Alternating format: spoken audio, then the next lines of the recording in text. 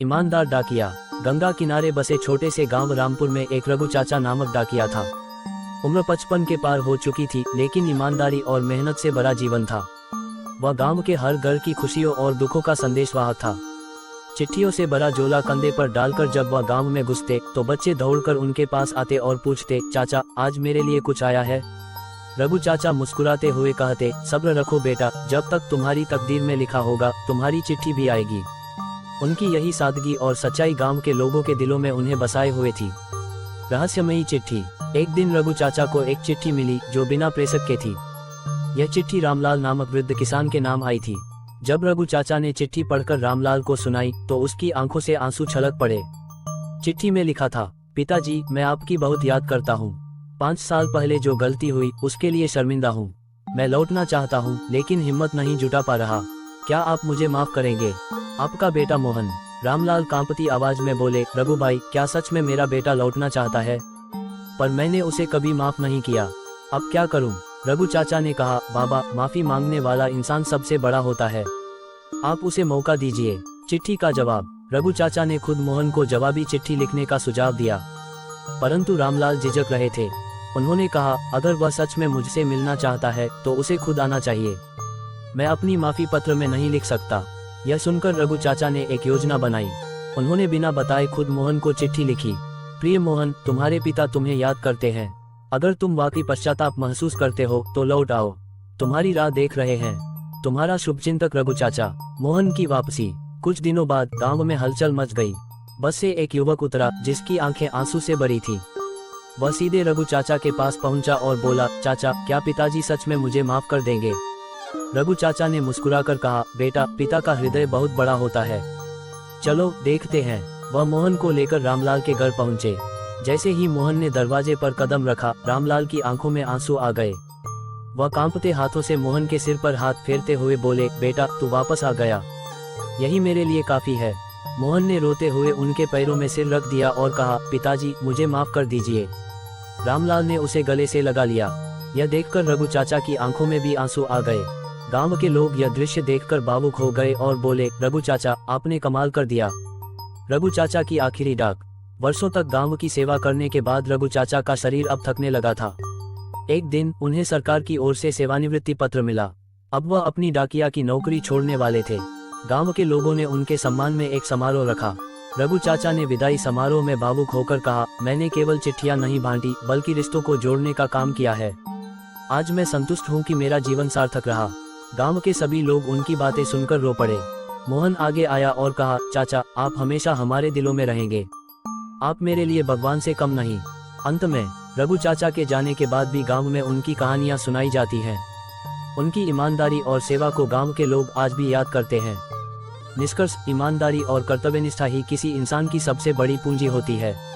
रघु चाचा न केवल एक डाकिया थे बल्कि गांव की आत्मा थे जो हर दिल को जोड़ते थे। एक बार एक हल्की हल्की बारिश हो रही थी। सड़कें भीग चुकी थी और हवा में ठंडक थी। शहर के एक कोने में सड़क किनारे बनी एक छोटी सी चाय की दुकान अब भी खुली थी। दुकान का मालिक लगभग 50 साल का एक साधारण सा आदमी स्टोव पर चाय चढ़ा रहा था।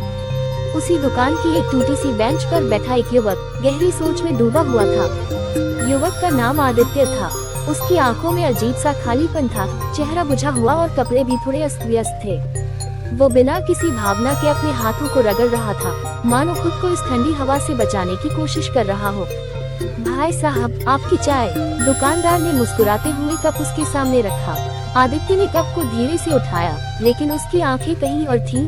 सड़क पर चलते लोगों की भीड़ में, बारिश में चमकते उन पीले स्ट्रीट लाइट्स में, और शायद अपनी किसी खोई हुई याद में। दुकानदार ने उसे ध्यान से देखा और कहा, बेटा पहली बार देख रहा हूँ तुम्हें यहाँ, सब ठीक तो है?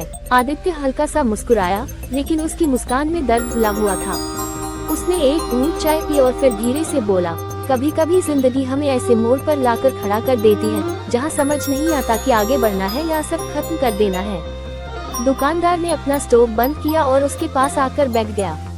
अगर मन में बोझ हो तो हल्का कर लो, रात जितनी भी काली हो सुबह हमेशा होती है बेटा। आदित्य ने गहरी सांस ली और अपनी कहानी बताने लगा।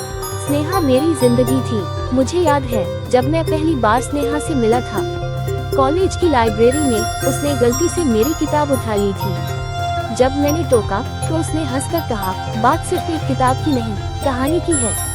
हर किताब की अपनी एक कहानी होती है।